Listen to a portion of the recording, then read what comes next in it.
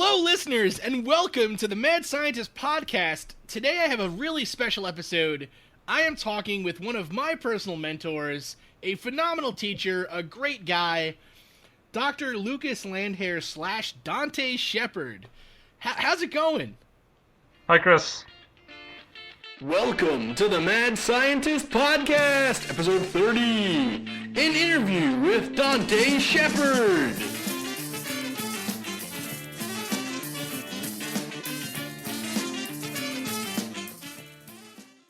So, okay, first off, I guess we should start with a little bit of introduction here. So, Okay. I first met you through grad school, where, I was teaching courses and whatever, and all the undergrads were saying, "Oh, our favorite professor is Dr. Landherr," and so Oh, then you we were kind the of TA in that transport class that I even had to sit in for. yeah. That's right. I forgot Yes, that. I was. That was that was You actually fun. taught that course, and I was supposed to be overseeing you, and you did great. You didn't need me at all. That was such a oh my goodness, what I a forgot what a that. scary time of life that was. But yeah, I mean, so we just kind of met, and it's been awesome. I was able to work with you on Science the World on one of the Assumptions comics, which Yes. is really cool. Well, on a comic on Assumptions, I should say, which is cool, featuring my cat Chippy as a giant balloon And kind and of creature thing. depicting you as well. Yeah, and depicting me as a very cool scientist, so that's right on the mark. Perfect. So why don't you tell everyone what you're up to right now, and then tell everyone what you're up to right now. All right. So I do. I'm a associate teaching professor at Northeastern, and so I teach pretty much whatever class they need me to teach in the curriculum. I've taught almost all the undergraduate courses at this point. And in my spare time, I have made comics for about the last 9.5 years under the pseudonym Dante Shepard. Been making Surviving the World, which is a daily photo comic that I started back when I was in grad school, where I was just pretending to be a beloved eating professor at a chalkboard. I I kind of kept making it while I was in my postdoc, and kind of as soon as I started at Northeastern, kind of because my face was in all the comics, as I was using photographic medium, students kind of recognized me, and that kind of helped to strengthen some of my relationships with some of the students, and I think that kind of helped to set the tone for kind of my teaching style as well, which certainly is very educational focused, obviously, because it's teaching. But certainly I mix in a lot of humor. I try to kind of create a loose atmosphere that I think try to help people learn. And because I've kind of kept making comics in all this time, I started to try to make actual science comics. So recognizing the fact that there were some concepts I was teaching students that they wouldn't, there's a lot of theoretical concepts in engineering, and a lot of those theoretical concepts have no obvious physical component. It's just some equation or some term that exists in theory. And so it's really hard for students to learn, especially when they are visual learners and visually oriented. And even though it's engineering, I would well over a majority of students in engineering are still primarily visual learners. So kind of from there, I was able to get a small grant from the provost at Northeastern. I was able to kind of hire some professional artists, which I'd come to know through my making comics. And we've made 9 or 10 comics at this point. I've been able to start hiring some student artists as well to make and draw some comics. So that's been really pretty exciting. Some of the comics that I've made, especially the one with Fugacity, that one's gotten used all over the U.S. It actually got used in colleges in the United Kingdom and Belgium, and actually got used by the Danish EPA for some reason. I'm still not sure how they got their hold on it. Oh wow, Uh, that's cool. yeah, and then so I'm still working with students right now. I'm trying to submit for a couple NSF grants and actually a grant to the National Endowment of the Arts as well, to Nice. try to make comics in different forms. I've got some really long-term goals. Kind of my science bucket list is to make a graphic textbook, which is a textbook in graphic novel form, and it's a terrible name for it. I've got to think of a better one. But I would love to make basically a long comic about teaching transport or teaching thermo or some other engineering concept And if it serves as a supplemental tool to learning, I think that it would really kind of help improve student confidence, help improve student understanding. You can tell I'm a professor because I'm bloviating here and I'm very wordy. So. Oh, come on. Don't, don't put yourself down like that, man. It's going great. Yeah, it's what's really cool is so I mean, first off, when I joined Northeastern as a grad student, I had seen some of your comics before, Okay.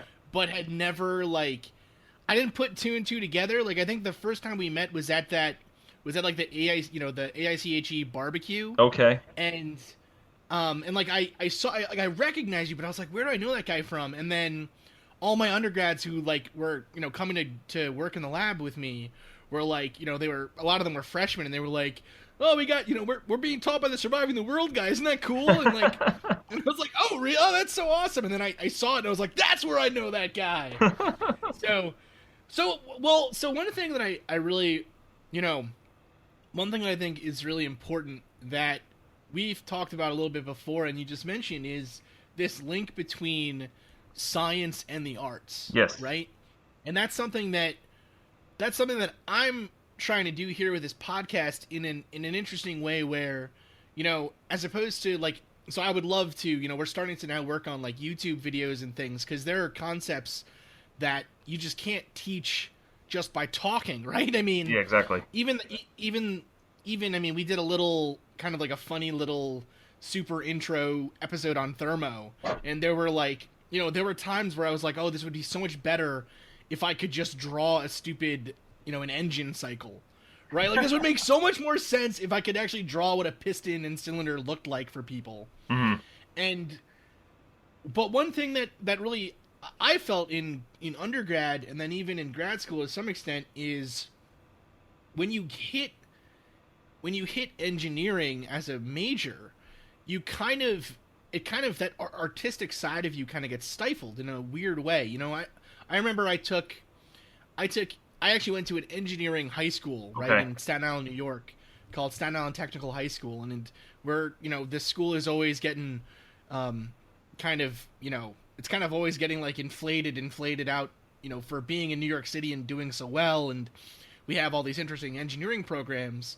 But I remember going there, and when we got like in New York City, you have to take art in high school. Like you have to take at least one art course, Oh, nice. and our art course was drafting. You know what I mean? Like Yeah. non-creative at all. We were like designing sprockets and gizmos, and it was like this I isn't mean, art. yeah, you can see where there's the benefit for that, but at the same time, it's like in college you teach, technical writing, and then it becomes technical writing in the disciplines, and then everything becomes more.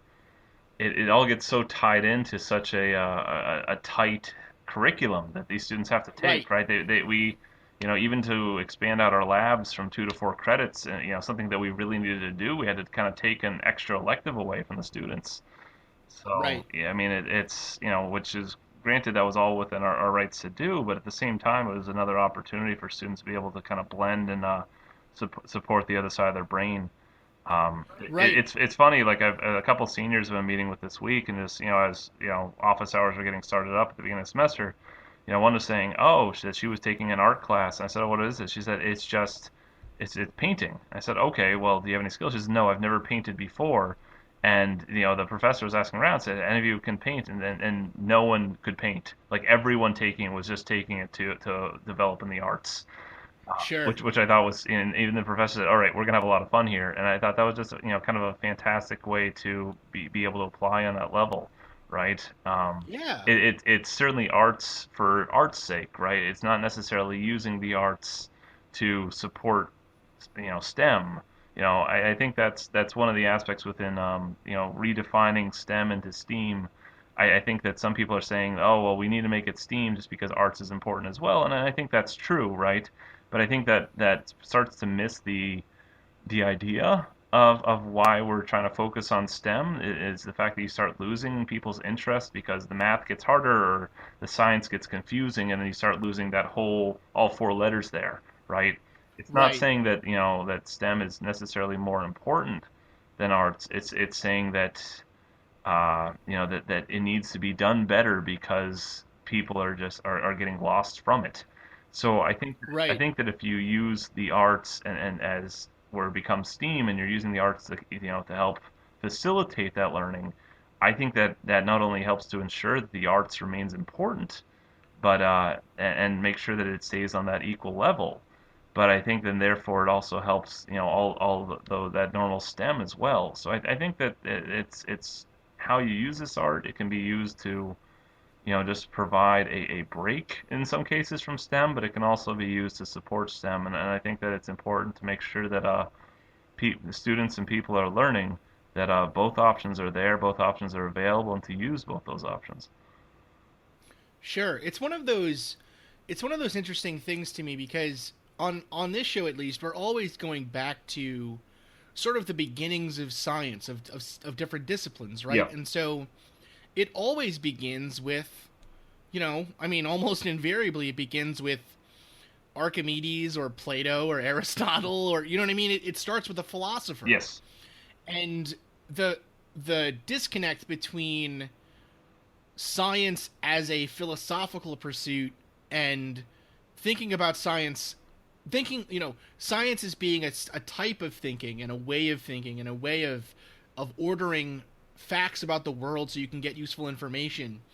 That whole history gets lost, I feel, in the, at least it got lost for me in the undergrad curriculum, Hmm. and it's one of those things where when we would have undergrads work in the lab, we tried really hard to get them to think critically about just planning experiments, right? What are your variables? Hmm. How are you going to map out your tests so that you're not wasting time and you're getting to the answer the fastest way you can, Yes. right? How can you think about creatively answering this problem or structuring solutions to this that will make your paper have a higher impact? And all of those skills were extremely important for succeeding in graduate school, but it's things that, like, I don't know if I would have learned those things had I not taken philosophy as a second major. Mm. You know what I mean? Because all of those things about the philosophy of science and the planning of science, I learned those things in a classroom being taught by a philosopher of science. You know what I mean? I didn't necessarily. I mean, I learned that stuff in unit ops and all these labs I took, but I think the worldview of setting up knowledge in a certain way that it fits within the history of science and a longer history of, like, this works, this doesn't work. What is good science versus what is, simply reinforcing your preconceived notions. All of that is I think also, besides being important, it's also super interesting. Like, I find it so funny that students hate thermodynamics, right? Because thermodynamics is all of the stuff that they talk about on the Science Channel, right? It's all Einstein did was a Einstein was working in thermodynamics. You know what I mean? So it's like it's one of those interesting things where I feel like if we talked about the story of science and how it connects from the beginning to the end, I think it can be very effective. Well, I think within thermo as well is that a lot of the examples we use, right, or the applications that we're visualizing. I mean, like, we can rely on the standard example of a piston, right? The amount of pressure and volume that are existing within that space within the piston and how much work is being done, right? Or how much energy is being lost and try to get some sense of the overall conservation of energy within there, and whether something is reversible or irreversible. That's not a great example. You know what I mean? It's a nice visual Right. component, but it's not something, and it's certainly something that we can discuss or talk about, but it's not necessarily something that, these kids aren't necessarily seeing a piston every time they're in life, in their daily life. I mean, it's not like they're not using them, but it's not like they're witnessing one of these things in operation, right? Or if Sure. we talk like about, oh, here's like an engine or a cycle has these four different elements to it, and there's an evaporator and there's a condenser, and there's a turbine or a valve or whatever these things are. I mean, they may see the outside of this box, but they may not see what's inside, right? So we can talk Yeah. about refrigeration cycles, and yeah, sure, there's one in your fridge or there's one in your air conditioning unit, and we can use these examples, but maybe they're not seeing those individual components. So unless you can find some way to better help them see it when they're looking at systems. I mean, yeah, applied thermodynamics, applied transport, you apply both of them together, you've got an air conditioner, right? You've got a Right. furnace, you've got a ventilation system. I mean, that's all that HVAC is. It's just applied thermal and transport. But it's all couched in the theory, and yeah, I don't know. It's you potentially start losing students' interest if it doesn't necessarily apply to some area that they recognize directly or can see within the boxes of. Like, I imagine if you were to take an air conditioner and pry off the front and actually show them where all the different things are and somehow show them it in operation, they probably would learn it a lot better. But, if you can't necessarily do that, how do you start visualizing this stuff better? How do you start explaining this stuff better? How do you increase their interest? I think that, especially within thermo, we break it down into thermo 1 and thermo 2. So I think thermo 1 is potentially just as interesting as Thermo 2, but Thermo 2 is almost all theoretical, right? It's all just, Yeah. equilibrium between different phases is chemical equilibrium. And it's almost all based in theory. It's so hard to really, be showing students this and get them to have any appreciation when you're just, overwhelming them with math. Right. Yeah. If I mean fugacity means But, nothing, you know what I yeah, mean? Like to the real, to your real world application, depending on the way that you actually package fugacity as a concept, it can either mean, something to you, or it's just a word that you have to, well, yeah, but, a hurdle you have to it's jump such an through. important concept. It's such a useful Exactly. concept, No, but it's huge. there's nothing visual about it. So, and then No, no it's one yeah. learns it because there's nothing visual about it. Right. I didn't know what So fugacity was until I started teaching it. I certainly forgot it all. no, no. I mean, well, one thing that's really been kind of funny is, when so we get some really interesting questions from Hmm. listeners here, right? And so one of the questions that we got was, there's this theory around that says that people who have kind of near paranormal experiences in homes, where they say that they're seeing something weird or whatever. What it actually is it's the vibration from their old home's piping that's creating a resonant frequency with their eyeball, Okay. and basically it's making the pressure in the eye fluctuate, so the surface of the eye alters its concavity, um, and it'll cause it to start. You start to see like shadows or distortions or weird things with your eye, and so they've tested this in closed areas, and they show that it is possible to play basically a sound and get someone to think there's someone behind me, I see something out of the corner of my eye, whatever. But so in one of the questions was, well, how could we predict that in a home, right?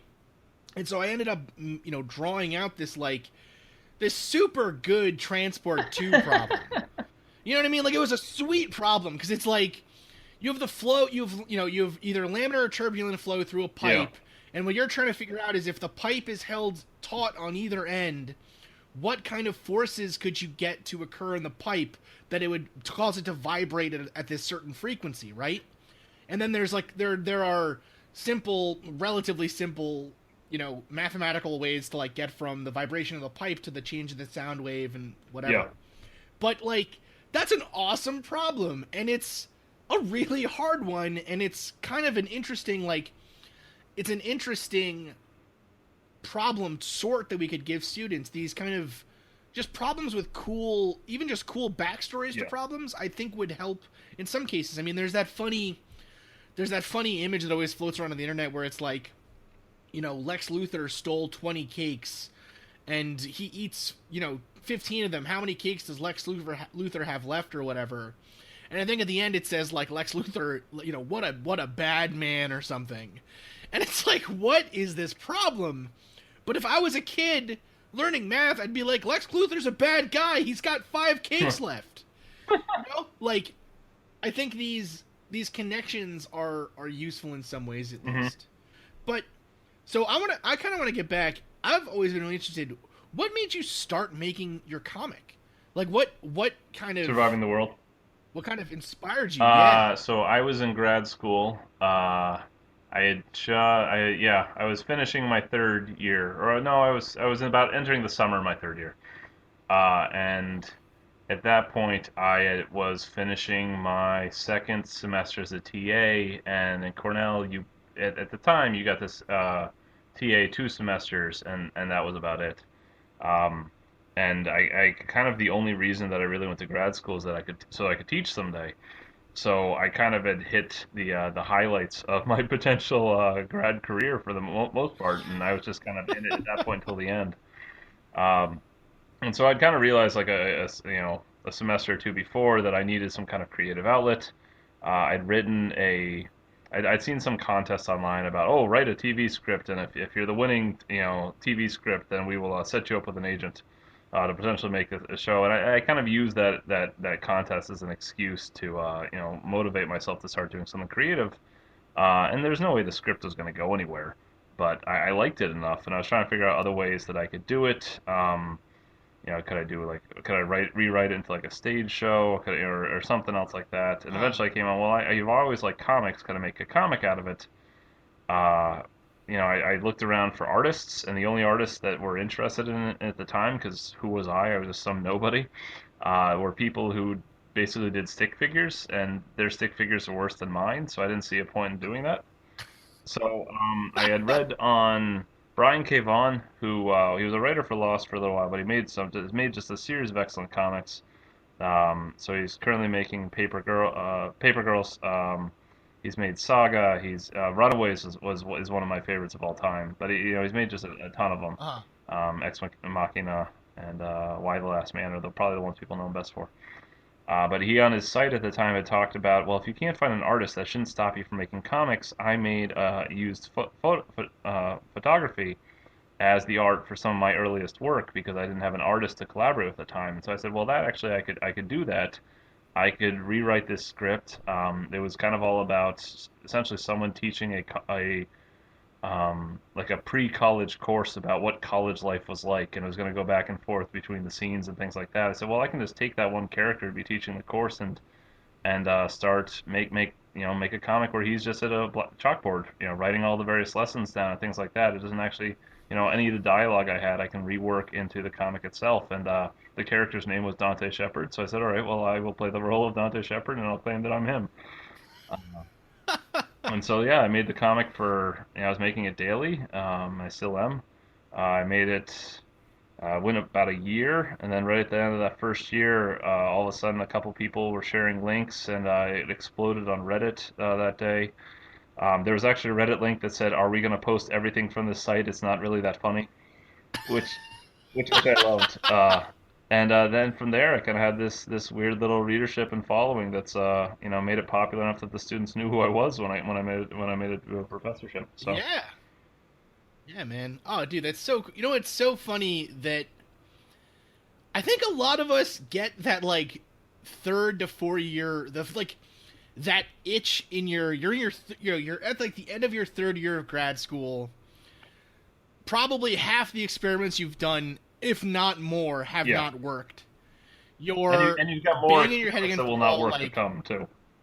exactly. Like you're at least looking at another year, maybe 3, maybe 4, depending on how badly your experiments have gone. And I feel like a lot of people were like, well, I'm either going to quit or I'm going to need to like write a book or Yeah, something, right? Like you need that creative outlet. I know in my year we had someone write a novel. We had I started this podcast. We had people who were Michelle is still making clay pottery, which is really cool and awesome, and like there were just so many people that were like, we need this creative outlet somehow.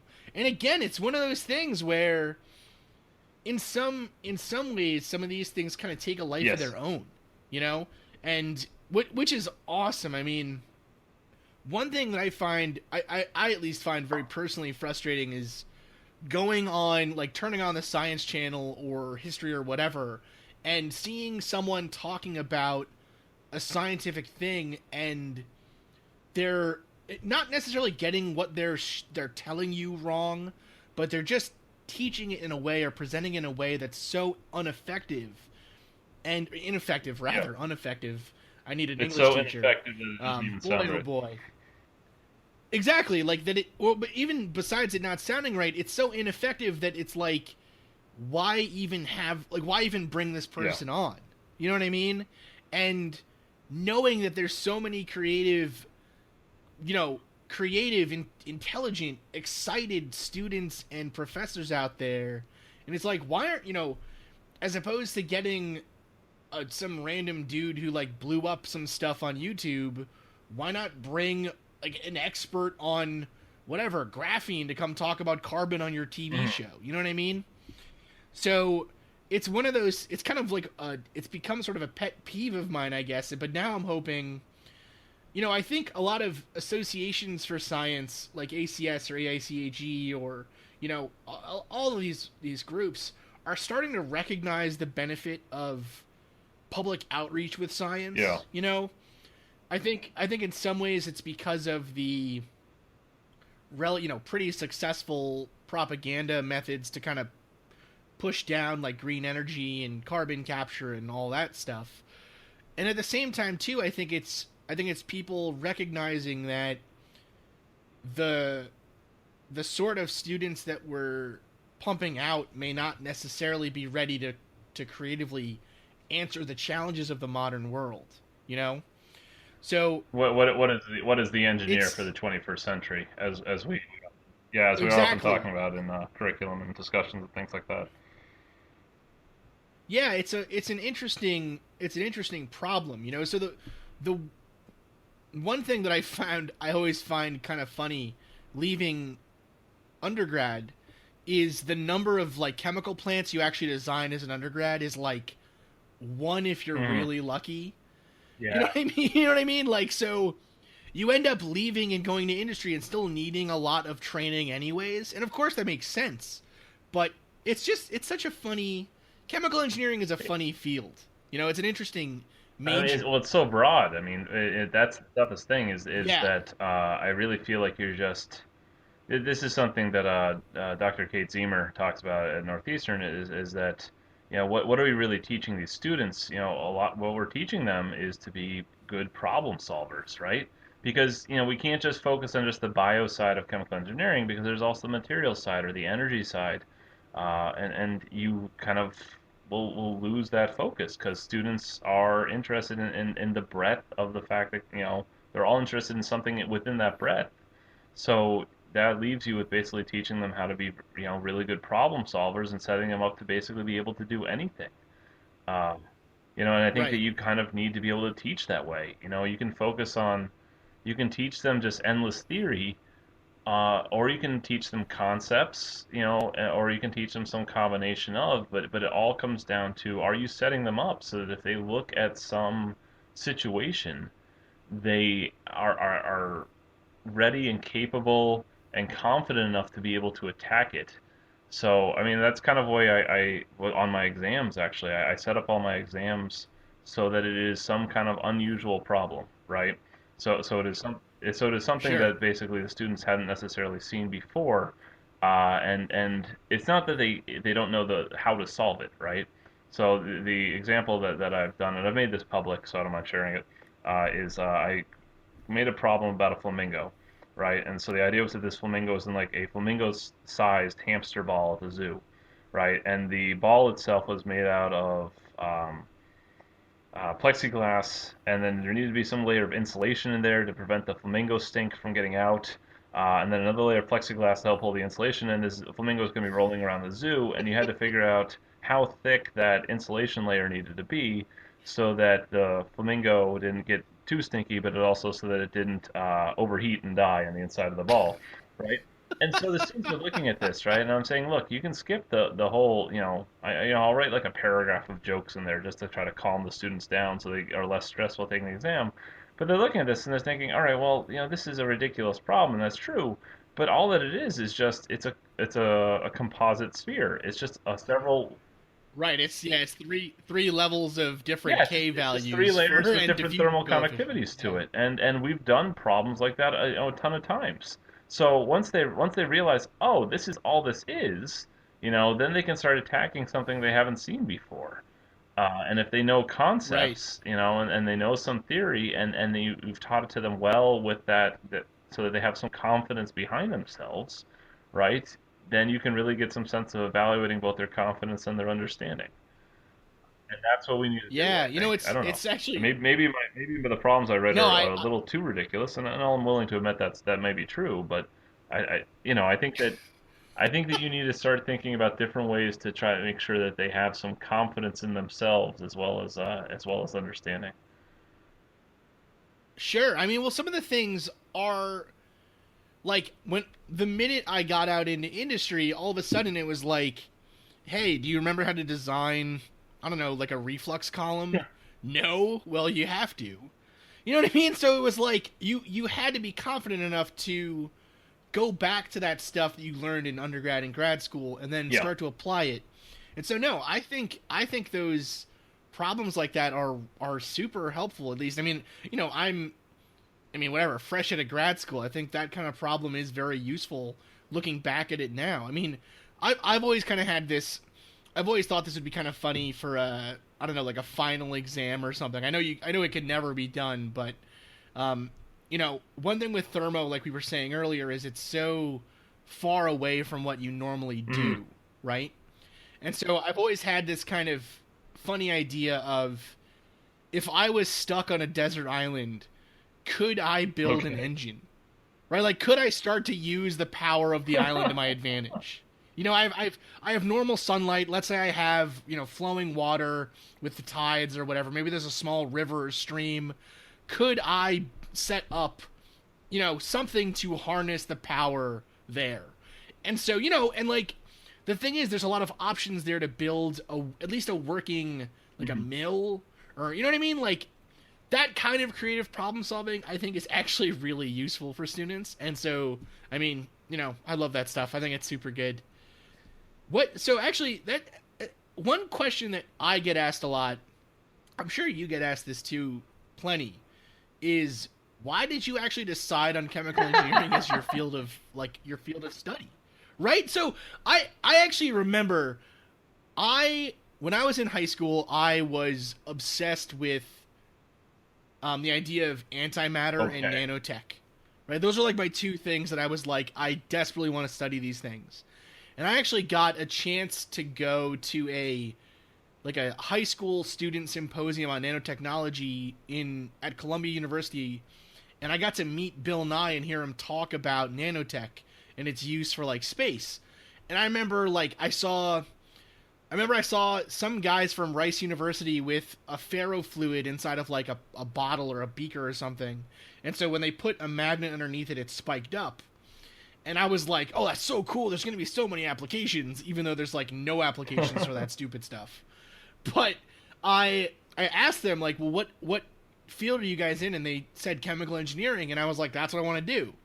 I want to be the guy with the weird goo talking Yeah. to kids. You know what I mean? And so that's kind of how I picked it. And it had nothing to do with ferrofluids, but I'm super happy I picked it. But what? So why did you pick chemi? I think I picked it for the same reason that I would argue at least half chemies do is that I was good in that I liked chemistry and I liked math in high school and I thought that chemical engineering was the right combination of the two. And then by the time I was Uh too huh. late in the major to switch out, I realized, oh, there's not as much chemistry as I thought there was. It's all math.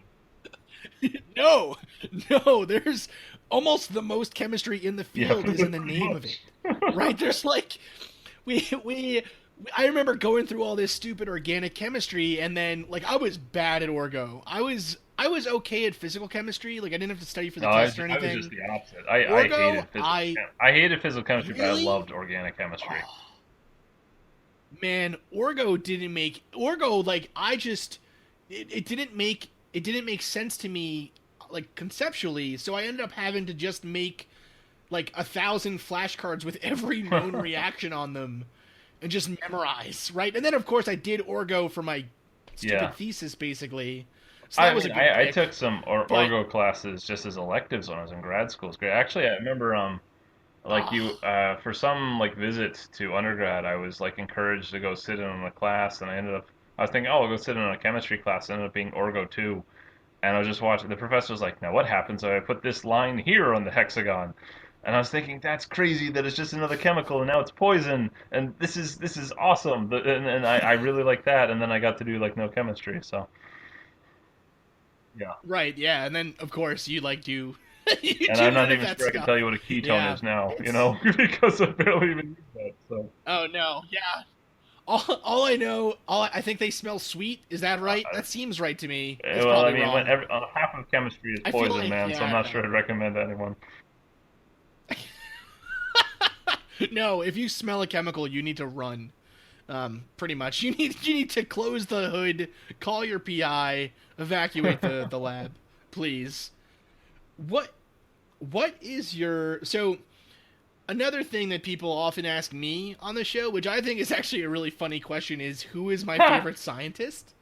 Right? And like it's such a weird one because it's science is so I remember there's a really funny story that Choi, so my advisor was Dr. Sunho Choi. For listeners who don't know, I think that's actually the first time I've Huh. ever said that on the show, which is interesting.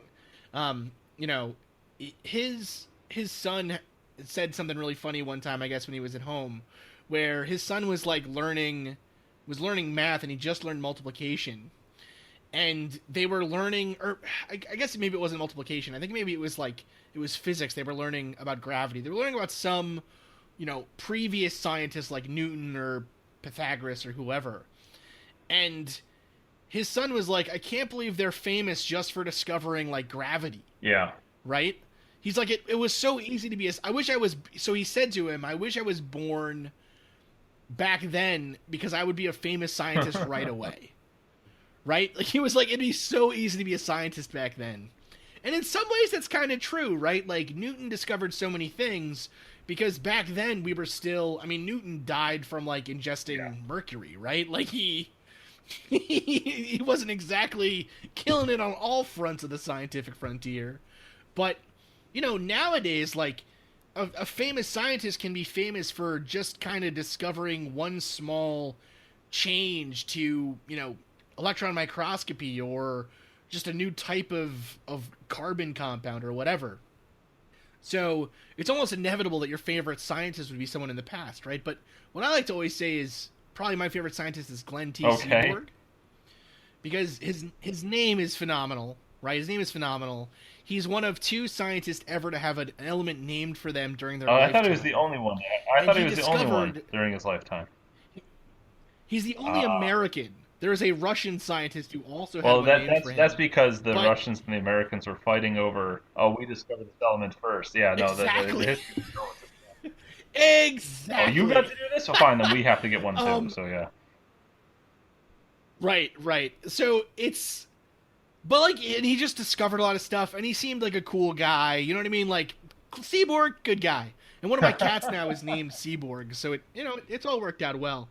But yeah, man, who would you say is your favorite It's a scientist? hard question for me because I think that I've come to get so focused on like the education side of things. And I mean, like it was even, it was even like the decision to go to grad school halfway through undergrad was that I wanted to teach like that. That was when I realized. And so, Uh huh. a lot of my focus has just been on kind of the more educational side of things. So I mean, there's certainly famous scientists that I love the story of, like Marie Curie and all that, and how she was carrying around, things of radiation in her pockets, Right.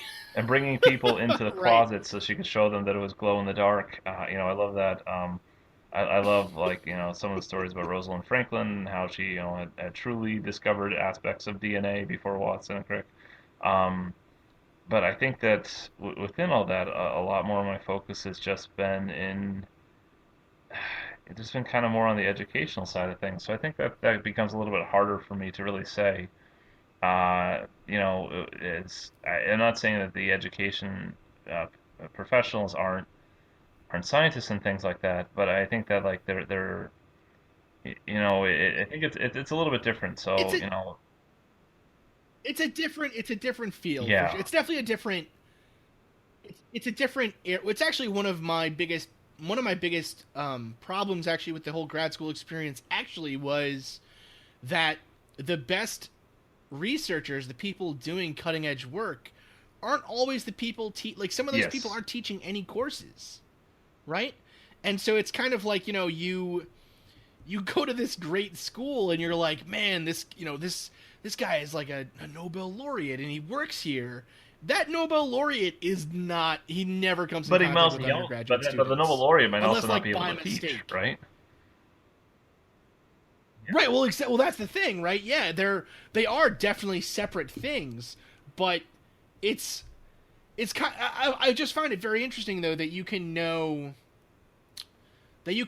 so much about a subject and then not be able to convey it to Yeah. someone, right? Like that's I think because kind of talking is kind of comes naturally to me.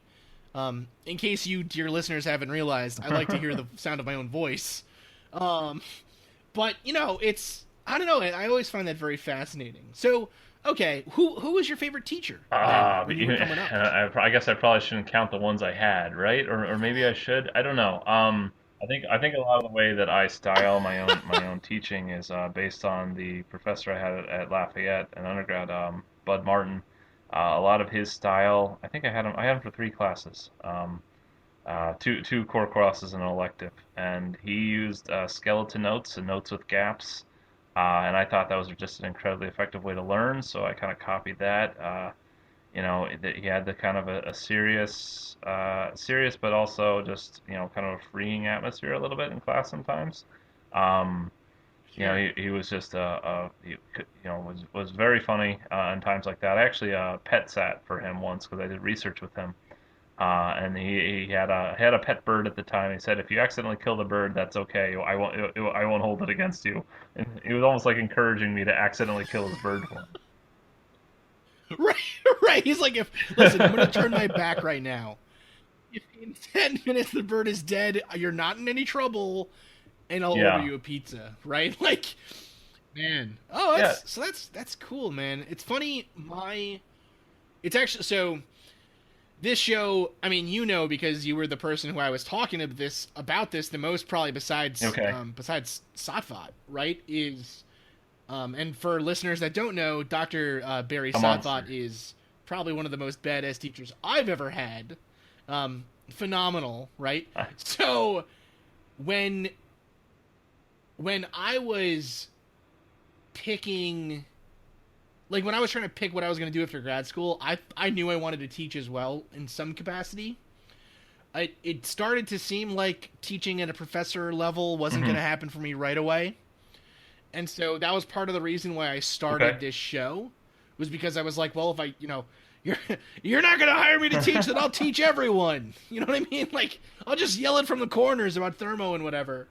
And it's kind of interesting how I've actually had to kind of change my preferred style, because if I was running a classroom, I think I'd probably teach it like probably a mix between one of my undergrad professors, Dr. Russell Carr, who was like the probably I'd say the difficulty Okay. level of Satvat with the comedy, I think, or like the levity of someone who's like, yeah, this stuff's Yeah. impossible. You know what I mean? Like it made it interesting and fun, and when you got it, Okay. you felt like a genius. Like the first time I solved like a real difficult partial differential equation, as much as you could solve it by myself, and it was like I got an A on that test. I remember, I think I probably still have that test somewhere, because I was just like, I've never felt Hmm. this smart before in my entire life, you know. And then the next week I got like a 0 because we did something else that I was terrible at or whatever. But that level, I think, of making something difficult so that it's still attainable, but it makes you really feel like you did something special when you get it right. That aspect of it is something I've always wanted to kind of introduce in some way, and it's something that I found that I've loved through all of the best teachers that Hmm. I've had, you know. But yeah, it is. I'm No, sorry to put I you on mean, the spot with who your favorite I teacher mean, is. I hope none of them are listening. well, I mean, but that's the thing, right? I think that if you become a teacher, right, I think that you're pulling from elements of what you thought worked well for you, right? And I think that some people when they're teaching, they're Right. like, oh, this is the way I had it, so this is the way I'm going to force others to have it. But I think you can also just look at it as like, all right, well, what actually worked for me, right? What were terrible ways of teaching? I mean, I think my orgo professor basically just it was nothing but just PowerPoint slideshows, right? And I think that that's the reason why a lot of kids really didn't like that class. It was awful. I mean, my wife's a chemical engineer as well, and so she was in the class with me, and we talk about just sometimes just how bad that teaching style was, because you just can't necessarily learn if it's just a giant PowerPoint, TV show, and which is all it Yeah. essentially is, right? So No, yeah. If you're a professor listening to this and you use PowerPoint, yeah, like I please get I please get its stop. use like for I occasion, beg you. right? Like I'll use it if I'm trying to like show a lot of pictures and, Yeah. and like I'm talking about case studies and process control, like then I need it, right? Because I need to highlight all these different aspects. But I'm not going to use it otherwise, unless I'm doing something quick, like almost like Jeopardy like questions or Yeah. The thing that I think gets lost in it is actually the. I think there's actually something really instructive in. I mean, I think there. I'm pretty certain that I read somewhere that this is actually true. I should have checked this before I said it, but I mean, it's too late now. We're already here. Um, Actually, writing out notes is more of an effective memory tool, because you're actually linking listening exactly, and then yeah. You're, doing and you're, then you're seeing, using right? It's kind multiple of like you components to create be an able to reinforce it there. right, right, exactly. And so it's, I think that aspect of like having a professor on the board writing out a mathematical equation and then you having to write it in your book, right? That I think is a really useful tool. And so that's one thing that I hope never leaves the engineering world. But I mean, I do see it slowly kind of getting not phased out necessarily, but I've seen classes of like fluids or thermo or whatever that are taught pure PowerPoint, and it's kind of like I don't know how effective that is. Maybe it's good, like you said, for I think it's good for like conceptual things and pictures and everything, but math, Well, I I'm think not that you can sold do on it you could do that like if you use in the super notes hard. with gaps, the skeleton notes kind of aspect, right? So even if you're providing the students with essentially the slides, what you're giving the students has elements of it missing, right? So then they've got to write down essentially what's missing, Sure. and that kind of reinforces their interactivity with the class to some degree. But I mean, the sage on the stage method of learning is really only so useful, right? I forget what the precise number is, but like I think that the studies have shown that you lose close to 90% of your students after about, I think it's 28 minutes, if you just kind of have that sage on a stage style of learning, just the professor in front just teaching and just Wow. lecturing on.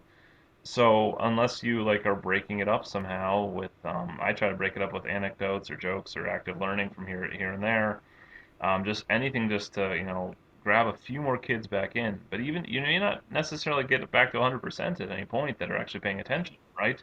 But I mean, otherwise, Sure. you're still losing kids every time that you are not refocusing them somehow.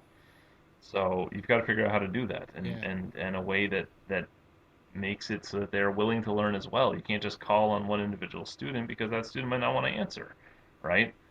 So how can you liven up your Right. class? Can you like you want to say, all right, well, hey, like active learning, you're talking like, all right, well, I'm going to need some answers for this.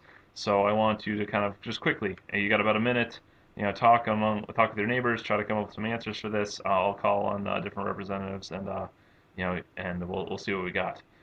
And then you'll actually get some answers back. There'll be some you'll shifted the you'll shifted the atmosphere. I think there's different things that you can do, but it all comes back to you've got to teach people about the process of education.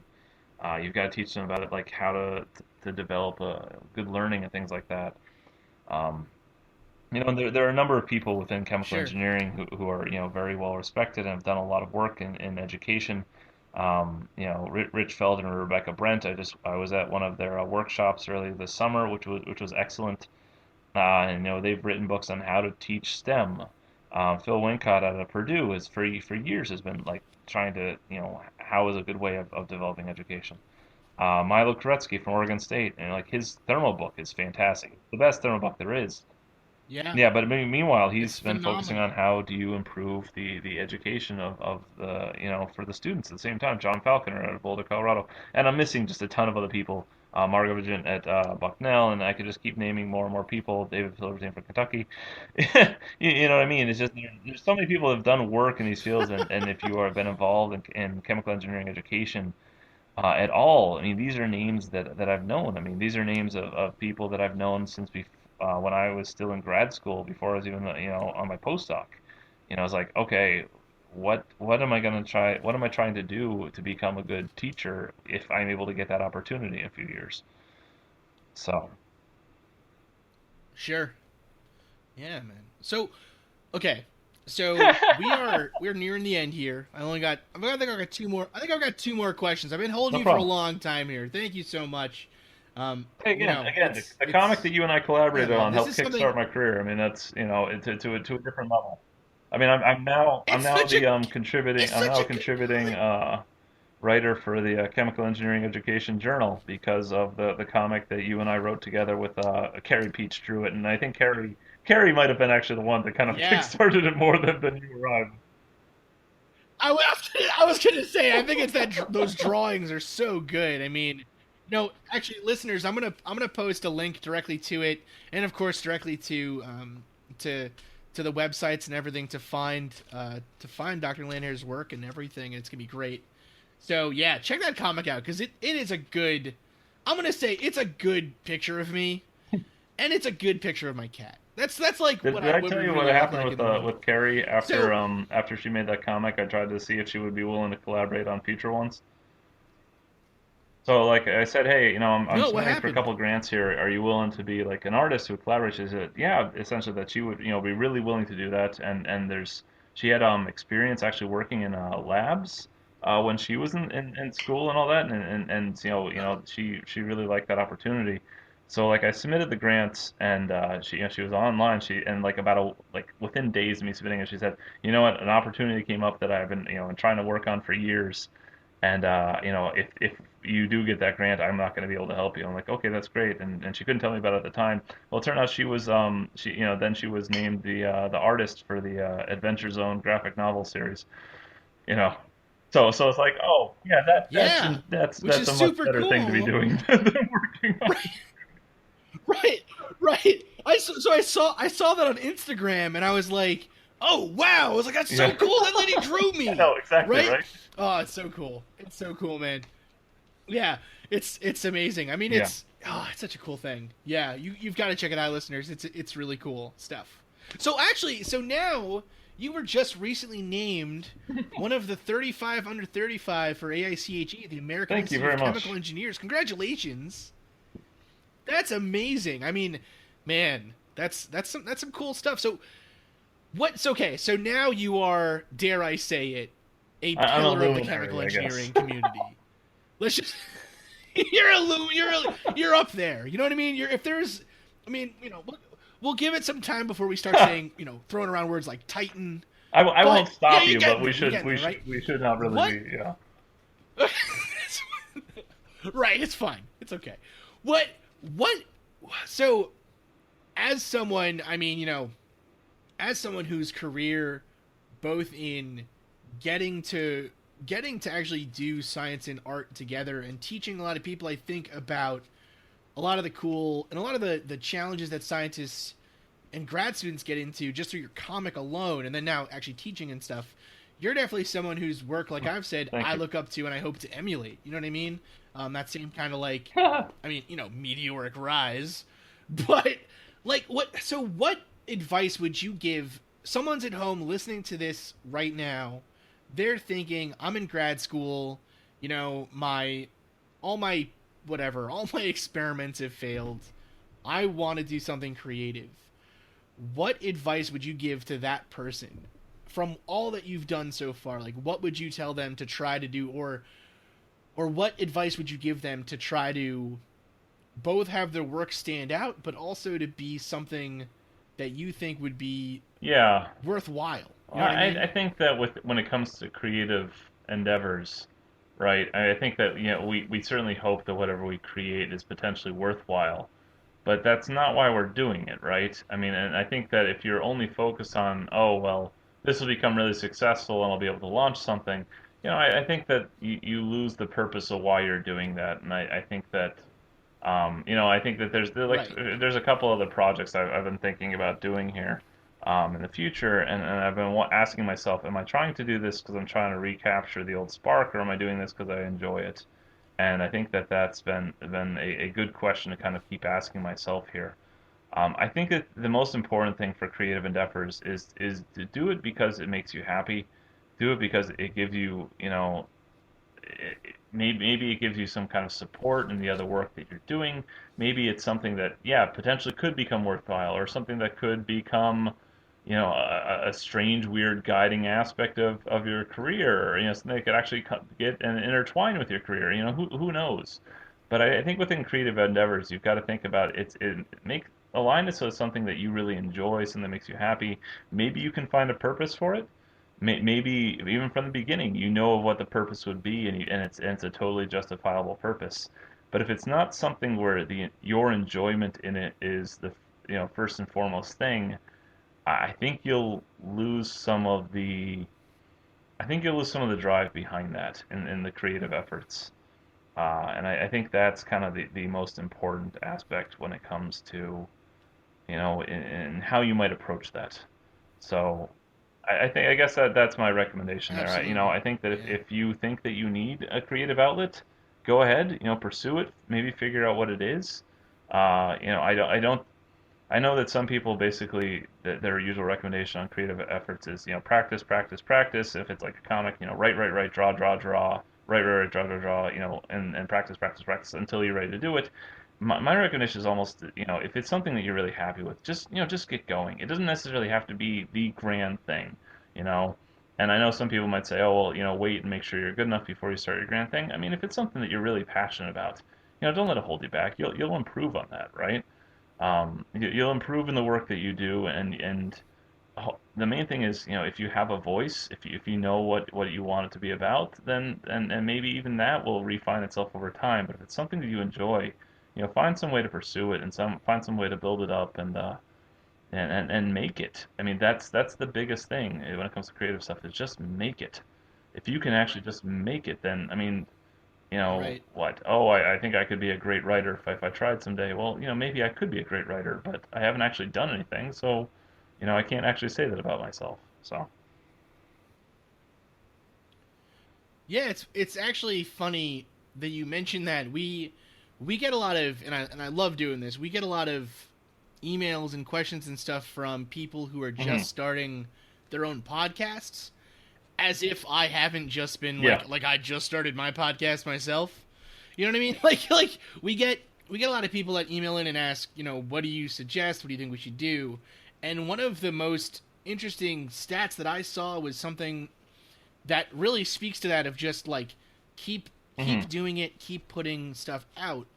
And it's, if you if your podcast lasts a year, you're like already more you're more long lived than something like yeah, 90% of podcasts, right? So, and like in a year, even if you get, and some of these other stats were things like, um to be within like the top 50% of all podcasts out at a given time, you need to get yes, 100 downloads, right? And it's kind of one of those things where it's like, it's almost, again, more of like, you just keep throwing it, you just keep putting it out there. If you're enjoying it, eventually people will come. Eventually someone, you're going to find that niche audience who's going to be like, I love this. I love this person's voice. I love their personality. I like what they're talking about, so, and there's always a market out there, um our the job that I have now, we a lot of the stuff that I've had to look up for it to learn more. I found that there are like entire journals dedicated to just this thing that like us and five other companies do. Like the board of editors is like also all the writers and all the people that run these companies. And it's kind of, so if you put it out there, yeah. eventually you're gonna find an audience, I would say. So yeah, I think that's really good advice. So finally, what would you say are the biggest challenges that you foresee for, I mean, chemical engineering, for just technology, for people. What do you foresee being the next big things that we're going to be talking about in Uh, 10 years time? hmm. I think that I think that we have to think about the different extreme possibilities for sure, right? I mean, you can certainly use a lot of the more frightening aspects of possible, science and different things like that. We're looking at diseases that we don't necessarily have antibiotics for, or antibiotic resistance diseases. I think that's, certainly could be something you're looking at. You're looking at the need for basically renewable energy. You're looking at, needs for certain basically to overcome what we've already done to the environment. I think that you're looking at Yeah. within biology and medicine. The different uses. I think that there's other things that people are gonna we're gonna have to overcome. Um, New exposures and new difficulties for sure. I think with the nanotechnology, the number of advances, the number of opportunities that presents, you're also kind of, that introduces just a ton of safety concerns as well. And I'm not sure that, that we're fully, Oh that the yeah. people who are encouraging nanotechnology and the developments and the efforts, I'm not sure everyone who's really thinking about, oh, that sounds really cool, we should kind of keep pushing that direction. I'm not sure that everyone's aware of the safety issues of that. Right. Literally, listeners, every time in history we have thought, oh, that like bundle of particles, I bet it'd be really good if we ingest it somehow. That has never gone great. All right, like asbestos, nuclear materials, like it's never gone super great. So Yeah, yeah, I'm with I you think 100%. one of the things We that I've should, thought about in chemi yeah, for a I'm long with. time is that I wonder, I worry a little bit if we are oversaturating the number of people coming out who are more bio-driven and more bio-focused. Or the number of students that are certainly Sure. interested in that area. I'm not saying that it's not a growing field and that there aren't just a ton of opportunities. But I worry at some point that we're just going to oversaturate in that area, and we won't necessarily be as have the strength in materials, for example, or in the other components of chemical engineering. Well, it's one of And those. yeah, no, Yeah, it's one of those. that's kind of my Sorry, main go thing. ahead. Like, Go ahead. No. it's the number of great. We've got bioengineering programs and the number of chemical engineering programs that have added bio to their name. And I mean, and personally, I can't. I do not understand biology. I hated every biology course I took. It certainly is not my forte. I'm not slamming biology. I'm just, it's great that there are people that are experts in this and are pushing and are using it and are implementing it and integrating it. I just, at some point, we've got to make sure that we have a balance in our expertise that we are producing. And I'm worried that in chemical engineering, if we don't somehow do, do a better job to present that effort, to create that effort, if we're going to end up with just these number of students who just can't find jobs, who can't find opportunities. If the funding Yeah. opportunities are not hmm necessarily going to be there, I don't know. I think that's one of the concerns there.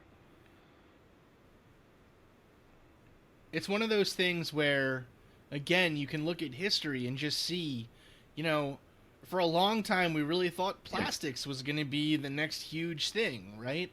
And plastics has been really good for industry, not so good for research, right? I mean, polymers are huge still, but the number of just dedicated plastics, I mean, I think there's Worcester Polytech maybe is like the one. I mean, maybe I'm getting that wrong, but there's not that many plastics specific programs left. Same with petrol engineering, same with, I mean, zeolites, the field that I worked in, we thought those were going to be huge. And they have been important, but like the number of zeolite engineers specifically has dwindled. So yeah, I'm with you again on that one, I would say. Go ahead. I just actually have one final question. Now, you're a parent, and we have a lot of with your kids have very cool names. Or at least I've heard they have cool names. I don't know if Well, you've actually named they're your internet child names, Rocky. or at least the pseudonyms they I give don't them think you have. are Cannonball and Torpedo, um, because because there are creepy Yes, people yes, online, there we and go. my kids should have some secrecy as well. So Oh, of course. They should absolutely. I mean, absolutely, of course. Um, what? So, so we have a lot of people who are listening to this Okay. show, and they're parents, right? And they have kids, and their kids like science, and they want to get their kids interested in science. And so we've kind of started, we've started toying around with the idea again with these YouTube videos where we're gonna show simple experiments that you can do at home, right? And just explain the science and see if people like them. What what advice would you give to a parent who's at home right now saying, my daughter, my son loves science, and I want to get them involved in it. What can I do to help them Um, further that? I think it's a little bit depends on what level you're potentially talking about, right? I mean, you start losing kids' interest in like the fourth grade Sure. in science because that's when the math starts getting hard. So, if you're really going to focus on it, that's almost like, oh, my kids are, like science. How can I facilitate that? I would certainly recommend starting that early, to kind of shore up any potential interest that they might lose. I mean, the more hands-on and active stuff, that'll certainly reinforce the learning. There's a ton of experiments that are out there, that are things that can be done at home. Whether it's just simply just making super balls or slime. I mean, that's those are elastomers. That's chemistry. You can touch on that with relation to physics. You can Yeah. touch on that with relation to math. You can do a number of things there. There's just a ton of different programs that have been produced. I think that you could actually go into the old NSF GK12, uh, the databases, because every college that had the GK12 was a fellowship program for graduate students to essentially work with uh, STEM educators in grades K through 12. And it would have to produce some kind of educational curriculum that could be used in the classroom. And as part of that, any module that they developed, an experiment they developed, had to be kind of made available, right? And so while certainly some of those were like, oh well, I'll create like a hydrogel, and we can create like a $30 kit that can be purchased, through the university or something like that. In some cases it was, when I was fortunate to have that fellowship, we were investigating like friction, and so the kids were like testing and looking at friction of household objects. So one kid really liked fruit roll-ups and was looking at how does fruit roll-ups affect the friction of a sliding brick. Uh, and, and then the kid also really liked pudding, so I was like, oh well, I'll coat it in pudding. All right, well, I'll test the fruit roll-ups with the pudding, and the fruit roll-ups actually dissolve in pudding apparently. So like. So like it was essentially there was Oh it was a no, frictionless surface because it just kept on sliding. Uh, it's yes. Well, I mean, it's not true that's frictionless, but that amazing. it was enough at least for the measurement purposes there. Ah, So I mean, there are well, sure, opportunities. yeah, I but think that you still, can go ahead and look up just the numbers for not, look to see what's available in your region. Look to see if there are colleges or universities near you that have programs. What are those programs like? There are a lot, especially that are just focused for girls and science, which is great, and those opportunities can certainly be pursued there. yeah, So I think this look to see what's available. There may be way yeah, more available than your school system knows about, and maybe your school system wants to hear about it too. So yeah, absolutely. yeah. Well, Well, thank great. you Well, for thank you having me, again so much Chris. for coming on, listeners. No problem. Oh, please, you kidding me? Come on. When you're around here for AICHE, we gotta go. Well, I'll I take owe I'll you a take the dinner drink. and a We'll drink save the dinner and for a another firm time. So handshake. All right. That sounds good. That sounds fine.